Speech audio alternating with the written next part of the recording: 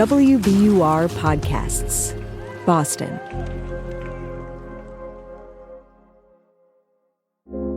I'm Darryl C. Murphy, and you're listening to The Common. Miriam Wasser, how you doing? I'm doing well. How are you? I'm doing all right. Miriam, you are a WBUR senior climate and environment reporter, and you've got a story for us today about a chemical fire at a hazardous waste disposal center in Braintree. Now, the impacts of this still aren't fully known. It all starts on the night of February 16th. Something combusts at the Clean Harbors Disposal Center around 10 o'clock at night. It's a 2-alarm fire, and a town councilor named Elizabeth Maglio gets a call from the mayor. What happens next? Right. So the mayor calls her around 10:30 and tells her he's headed over there. He doesn't have much information, but there's a big fire and he'll keep her posted.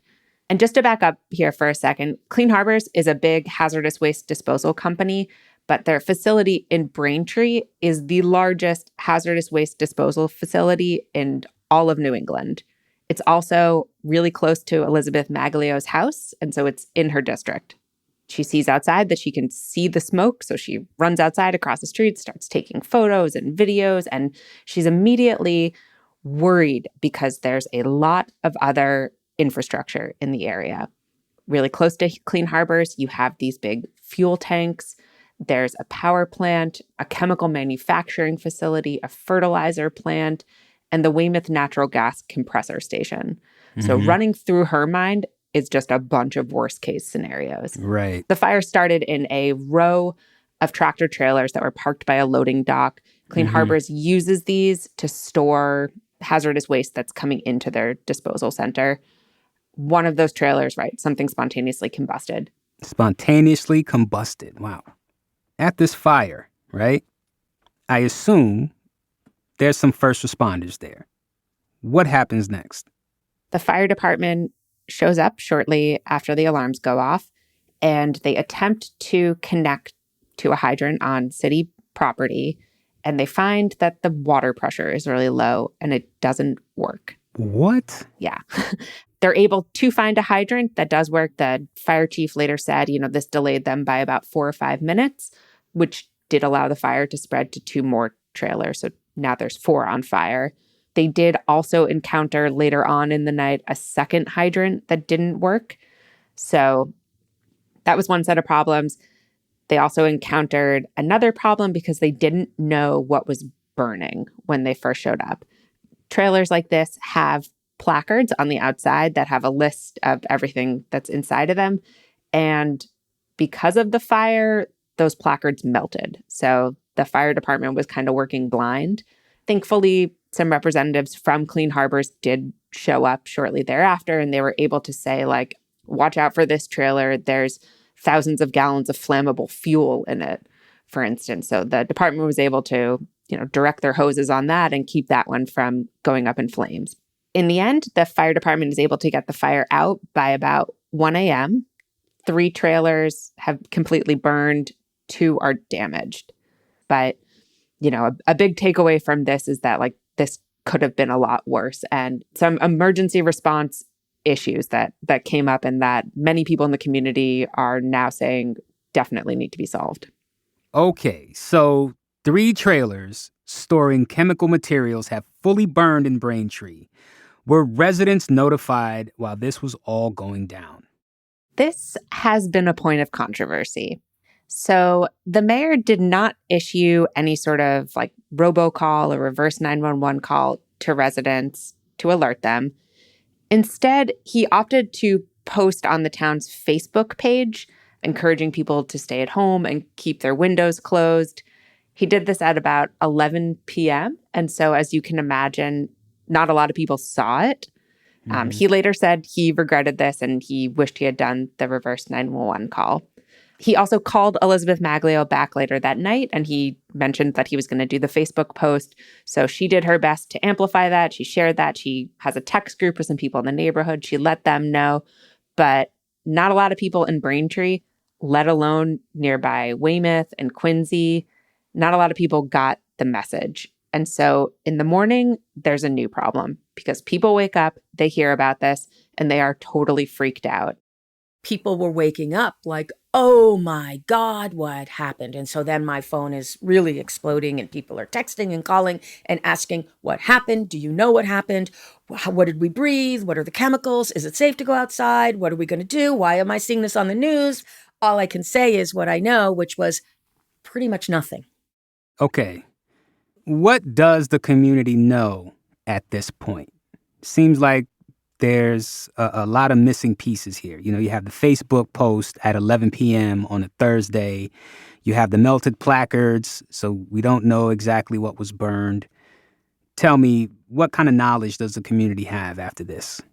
So there have been 2 big town council meetings where they've invited members from Clean Harbors, from the Department of Public Health, from the fire department, and that's where a lot of this information comes out. So that's where we learned about the placards. That's where we learned about the hydrants. For a long time, people were saying, well, what burned in those trailers? And Clean Harbors wasn't putting out that list. They said it was under investigation, but, you know, it included things like waste paints, solvents, epoxies, oil filters. So pretty nasty stuff.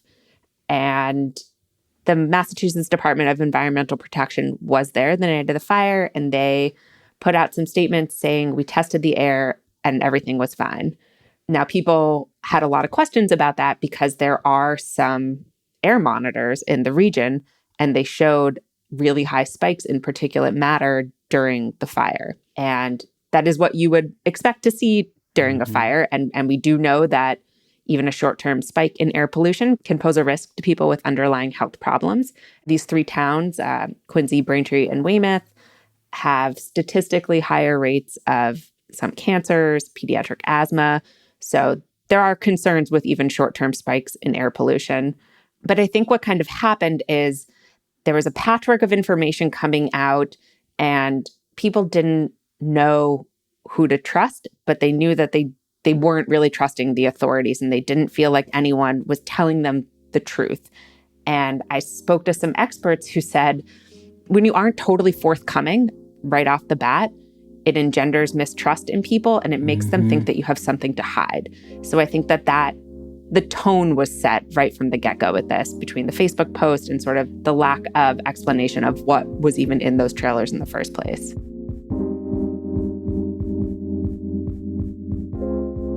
We're going to take a quick break, but we'll be right back with more from Miriam.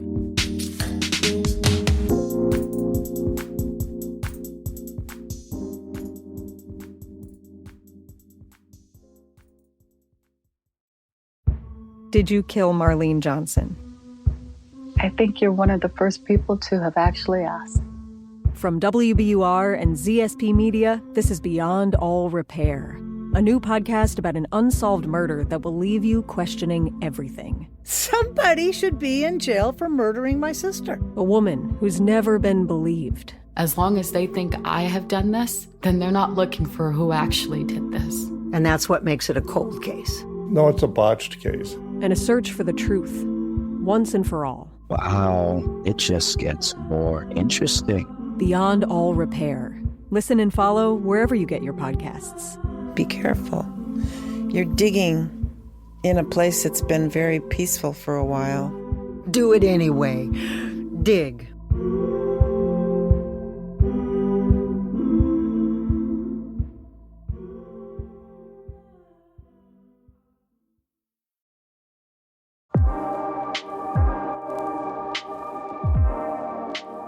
And we're back. I imagine community members are pretty agitated by the handling of the information around this event. You know, people still want to know what they breathed in that night. You know, there were people who walked their kids to school the next day. I spoke to one girl whose younger sister slept with her window open, and she woke up and her eyes were red and puffy. There are reports on social media of people saying, my house smelled like melting plastic that night, or my throat was really scratchy. You know, so while we don't really have the information we need now to link any of those things to this fire or to necessarily say that anyone was exposed, people are concerned. And I think it's really important to point out that just 2 weeks earlier, is when we had that big train derailment in East Palestine, Ohio. And that resulted in 100,000 gallons of toxic chemicals getting burned off. And there are a lot of outstanding questions about lingering health impacts from that. That's looming in the background, I would say. So eventually we did get the list of what was in those trailers. And I showed it to some experts who said, yeah, there are definitely some like hazardous materials on here, things that if they burned and people inhaled could pose a health risk. But these experts I talked to said, we don't know where the plume went. We don't know enough about the weather conditions. We can't say anything definitive. Now, what was interesting at a town council meeting on March 21st, a consultant that Clean Harbors hired came up and he explained that he had done a lot of that testing. And he said, I mapped where the plume went. And I think based on the size of the fire and the amount of material that burned, I don't think this posed any risk to people. But as you can imagine, people responded and said, well, I don't trust anything that comes from Clean Harbors. I want the state to do an independent study, or I want the town of Braintree to hire someone to do an independent study. Got it. Miriam, you've mentioned that this fire could have been a lot worse. But I understand it's really pushed the community to think about what would happen if this situation had been some sort of catastrophe. So I'm wondering what's happening going forward. Is Braintree doing anything to address these concerns? So to take a little bit of a step back, in Massachusetts, every municipality is required to have an emergency response plan. What they are not necessarily required to have is a regional plan. And that's what people want because Braintree, Weymouth, Quincy, they share roadways, they share air. These are neighbors, right? There was a fire at the Clean Harbors facility in Braintree and the air monitors in Weymouth picked it up, right? Yeah. So what affects one community affects the others. And what people have said is if there was a big issue, how are you going to evacuate people? How are you going to respond to a medical emergency? What's going to happen if the cell phone towers go down? People really want to know that those in charge are doing whatever they can to keep them safe and that they have a contingency plan if things go wrong. So you have people like Elizabeth Maglio, who was that town councilor we talked about at the beginning. She ran for town council in 2021 because she didn't feel like people were taking these concerns seriously enough. People are taking it seriously now, it seems. At a town council meeting on March 21st, pretty much every member of the town council, you had the mayor, you had the fire chief, all sorts of members of the public, everyone standing up saying, we need a regional plan. We need to do something about this. Miriam, there's a lot in this story. It's still developing. There are still some unanswered questions. What sort of answers are you looking for going forward as you cover this? Yes, there are a couple of things I'll be watching for. One, see what happens with the hydrants. It sounds like the town is committed to doing a better audit of all of the public and private fire hydrants and having a better notification system so that the fire department knows which ones are working and which ones aren't. I'm very interested to see any future exposure studies that come out. Clean Harbors is required by state law to produce a report by the end of April where they're going to bring in another professional to assess any contamination for soil or water. It's a bit too late to do anything for the air, but they might model it. And then I'm also really interested to see if a regional evacuation plan gets created.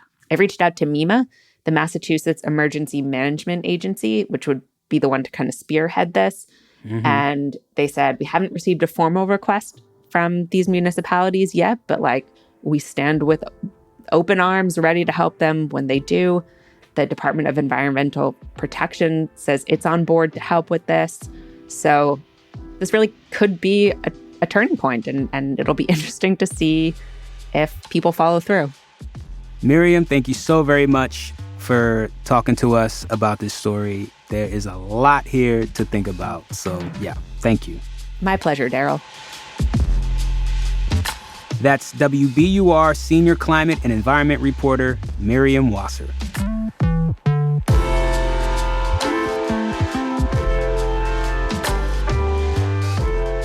And that's our show for today. Thank you so much for listening to The Common. Look, if you have any thoughts about this episode, especially if you're from Quincy, Braintree, or Weymouth, feel free to hit us up on Twitter, Instagram, or TikTok at WBUR The Common. You can also send us an email at thecommon@wbur.org. I'm Daryl C. Murphy, and I'll talk to you tomorrow.